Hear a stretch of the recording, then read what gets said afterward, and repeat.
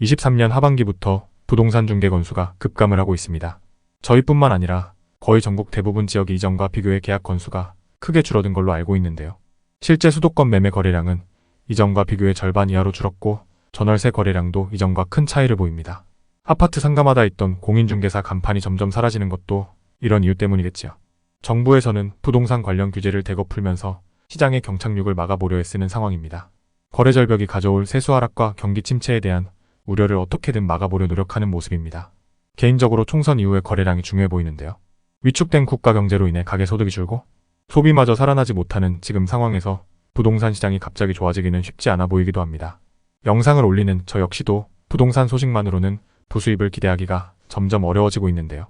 결론부터 먼저 말하자면 24년부터는 부동산 정보만 다루지 않고 개인적으로 흥미있고 즐겁게 만들 수 있는 내용들을 좀 더 추가하는 방향으로 변화를 시도하려 합니다.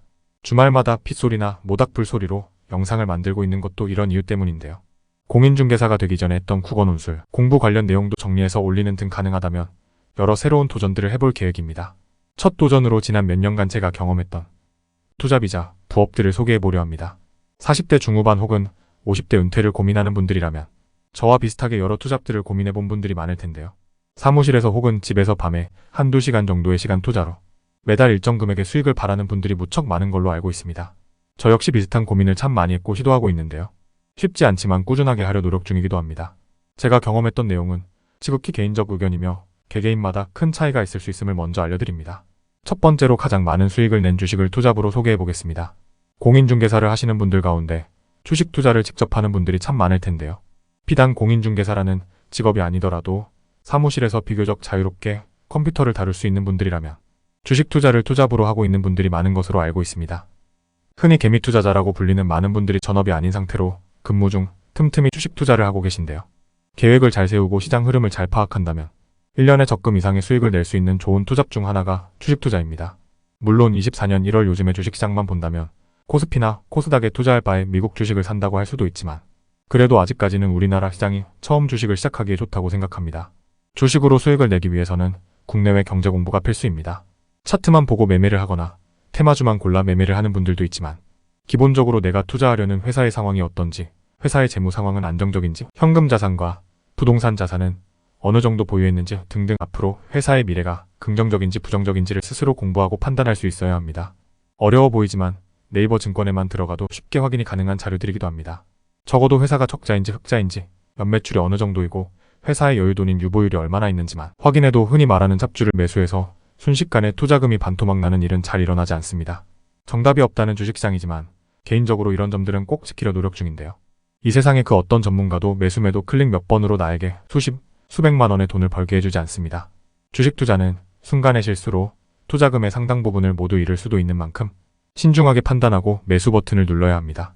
단기 투자를 할 것인지 6개월 이상의 장기 투자를 할 것인지 펀드식으로 매달 일정 금액을 기계적으로 매수할 것인지 데이트레이딩 단타로 매일 한두 종목을 사고 팔 것인지 등은 모두 개인의 능력에 따라 달라집니다. 중요한 것은 투잡으로 주식을 시작해 월 100만 원 정도의 수익을 내고 싶어 했던 많은 분들이 시간이 지날수록 투자금을 키우다 한 번에 큰 손실을 보게 된다는 점입니다. 자기만의 원칙 없이 수익에 눈이 멀어 빚까지 내 투자금을 늘리면 벌어지는 일인데요. 단타 성공률이 높아 몇만 원씩 아무리 많은 수익을 내도 단 한 번 잘못된 종목 선택으로 수백만 원을 한 번에 손절하면 단타 성공률은 무의미할 뿐입니다. 주식 투자는 쉽게 접근할 수 있고 매력적인 투잡 중 하나이지만 그만큼 절제력이 필요하고 스스로 공부도 많이 해야 한다는 점을 꼭 기억해야 합니다. 자산 비중을 나눠봤을 때 전체 재산에서 부동산에 가장 큰 투자를 하고 금융투자 중 주식의 비중은 일상생활에 영향을 안 줄 정도의 여유자금으로 하는 걸 추천드립니다. 저 역시도 큰 욕심을 버리고 월 10만 원의 수익이라도 감사하며 꾸준한 수익을 목표로 투자하고 있습니다. 주변에서 주식으로 수천 수억을 벌었다는 말에도 흔들리지 말고 테마주가 급등할 것이라는 유혹에도 조급해 말며 자신만의 투자 방식을 정해 꾸준한 수익을 유지한다면 상장 폐지로 투자금 전부를 날리거나 큰 손실로 고민하는 일은 없을 것입니다. 자신의 본업만으로 가족들과 즐거운 삶을 살고 노후 준비까지 할 수 있다면 정말 좋겠지만 대다수의 사람들은 은퇴 후 삶이 막막한 게 현실이 아닐까 합니다. 그래도 뭐가 됐든 즐기며 재밌게 할 수 있다면 더없이 좋지 않을까요? 한 번 더 말하지만 지금 소개한 모든 내용은 개인적 의견일 뿐이며 투자의 모든 책임은 투자자 개인에게 있습니다. 처음 시작하는 분들의 도전에 도움이 되길 바라며 마지막으로 구독, 좋아요 눌러주세요. 시청해주셔서 감사합니다.